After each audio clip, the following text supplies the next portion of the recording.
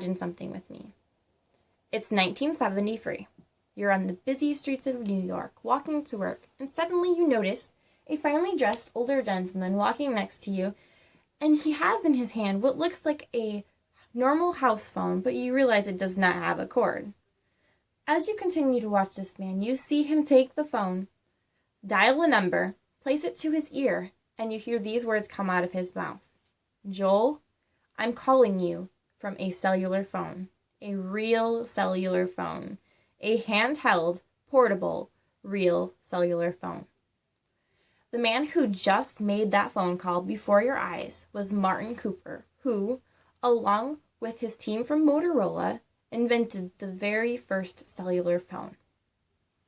In an interview with CNN, Martin told CNN that who he had made that phone call to. And the first person that he called on his cellular phone was none other than his rival, Joel S. Engel, the head of the cellular program at AT&T. I bet Mr. Engel was not too happy about that conversation. What you have to understand right now, at that time in 1973, is that there were only house phones and car phones. And they didn't even have cordless phones at this time, so this was a really big deal. Now let's fast forward 40 years to the same busy streets of New York. What you would see would be people on their mobile phones everywhere. You would see them talking on their phone, texting, watching videos, but the phones that they would be on would be quite different from that first old dinosaur of a phone. Times have definitely changed. We live in a world where technology is literally at our fingertips, especially when it comes to mobile phones and their capabilities. But what many people, especially younger people like myself, do not realize is that it hasn't always been like this. The first cell phone that was invented was in 1973, but commercial cell phones weren't made available for the public to use until about 10 years after that. That's only a little over a few decades ago. Today, I would like to share with you a little history of the mobile phone. My name is Vina Martins, and then in the next few minutes, I would like to present to you what the first mobile phone was like, a time frame of features that were made available throughout the history of the mobile phone, and in comparison, what mobile phones are like today.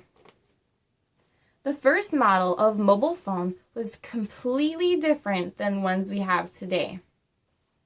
This very first cell phone weighed in at about 2 pounds. In comparison, many smartphones that are on the market today weigh only about 1/4 pound. Therefore, once smaller phones became available on the market, this large phone got dubbed the name the Brick. Since the web wasn't available even in 1973 to consumers, there were no internet or texting capabilities on this phone, no flashy LCD screens or camera or app functions. It was simply a phone that you could use to call people on when you were not at your home or in your house. It was also quite pricey. The commercial model that was made available about 10 years after the initial invention of the first cell phone cost nearly $4,000. That would be like paying 10 grand for a cell phone today. Certain features were added along the way to enhance the mobile phone.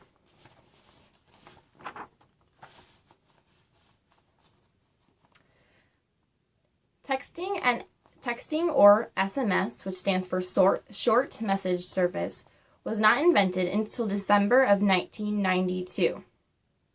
The very first message that was ever sent to a mobile phone was Merry Christmas. This first message had to be sent from a PC because at that time, mobile phones did not have messaging capabilities. Although it wasn't until sometime later where texting actually took off and became popular. Then later on, it became even more popular when teenagers found texting easier and cheaper to use instead of voice calls, and therefore they came up with their own abbreviations for texting. It wasn't until the 21st century when internet capabilities worked efficiently on mobile phones. Before that time, there were some internet browsers such as WAP or 2G, but it wasn't until 2003 where the UK introduced mobile phones with 3G, and they were faster, and because of that reason, 3G was the most successful out of all of them. Once texting and internet capabilities took off, mobile phones were made with more accessible features such as keyboards or multimedia capabilities. The newer phones we have today versus the brick, there's so many differences between them. The most popular phones today are smartphones. Many mobile phones have so many different things that can be done on them, from surfing the web while listening to your favorite tunes to sending an email to your boss or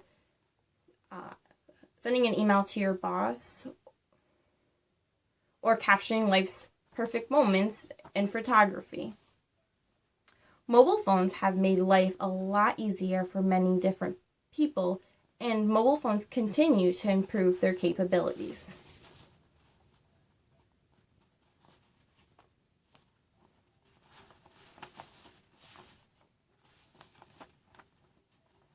Mobile phones have come a long way from Martin Cooper's invention in 1973.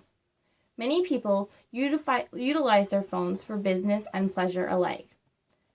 Thinking back to that huge phone, to all of the limited capabilities it didn't have, to now when there's so much that can be done on many mobile phones, it is amazing how much technology has progressed. Still, we must be grateful for that old brick of a phone, for greatness had to begin somewhere.